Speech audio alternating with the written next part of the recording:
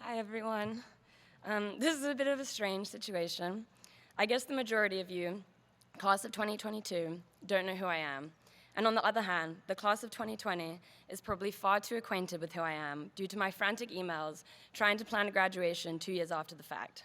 Either way, I'll introduce myself again. I'm Izzy McClean, and I graduated from Swarthmore in 2020, and I've been living in New York City and working as a software engineer. Since we graduated, I've only been back to Swarthmore once before this. To be honest, I didn't think I'd be coming back again anytime soon, especially not to graduate. But standing before you now, I'm glad I'm here.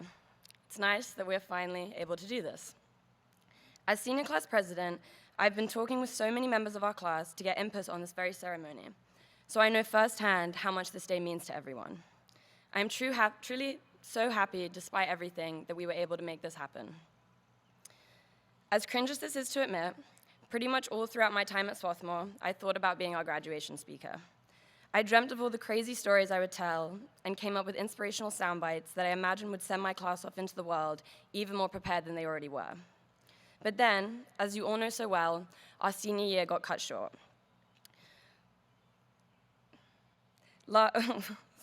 And all those final experiences, last conversations, and bits of closure we were supposed to have were suddenly gone. And while I was sad about missing out on all those memories, in some ways I was also relieved. All those lasts were so important, there was so much pressure to have the best goodbye, that I knew in some sense I might have messed it up. Or worse, it wouldn't have been all I had dreamed it to be. But then again, I'd take a botched goodbye or awkward last interaction any day over graduating at home in England, an ocean away from all my friends, into a world that was effectively falling apart. Most senior class speeches are not recited in these circumstances. Typically, they address one group of people who are all at the same stage in life, all just finished with college and are about to embark into the real world. Today, 2 years out, I have no idea what half my class is up to. I haven't seen many of you since spring 2020 when we were told our senior year was moving online. And I am sure all of our lives look so different now.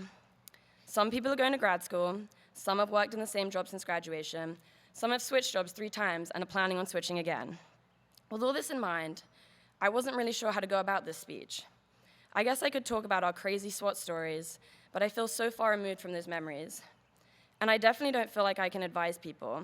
Something I've learned from my 2 years out in the real world is that I truly have no idea what I'm doing in my life. And I know for sure that you cannot ever be truly prepared for what the world will throw at you.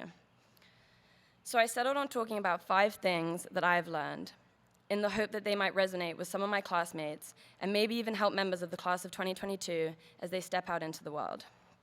Firstly, doing my laundry is an achievement. In college, our lives were structured, and we knew when we had completed an assignment or finished a reading, and in doing so, we felt a sense of accomplishment.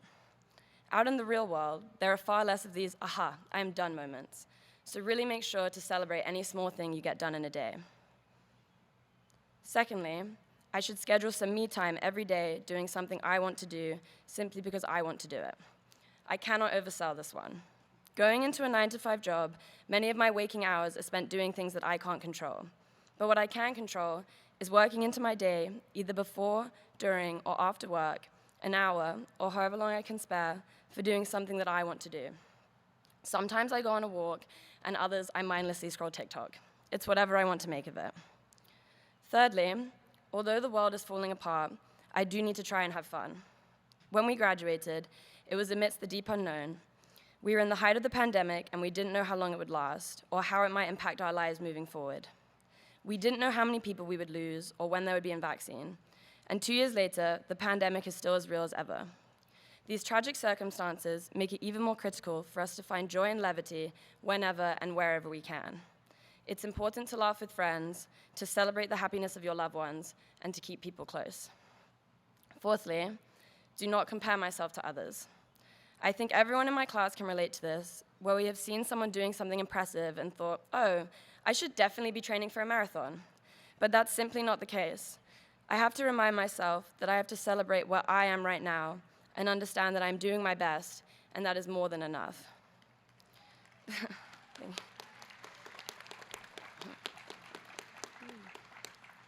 Lastly, Taxes are due in April, and that month might suck. So, the first time I visited SWAT was in 2014. I came to visit my brother, who was a student here at the time. My first thought was, wow, this place is small, and I will never go to college here. Honestly, back then I didn't think college was really for me. I remember reflecting in my senior spring how much my opinion had changed over my 4 years here. Although Swarthmore was never a walk in the park, it helped me grow into the person I was in 2020, and for that I was really grateful. And now, 2 years later, when I am asked what it was like to go to such a small school and whether I enjoyed it, I can safely say that I am even more appreciative of the friends and the community I made here. They helped me survive a senior spring cut short, a pandemic, and all of the growing pains of navigating a world in chaos. And listen, if you can survive a spring semester at Swarthmore, you might just be able to handle anything.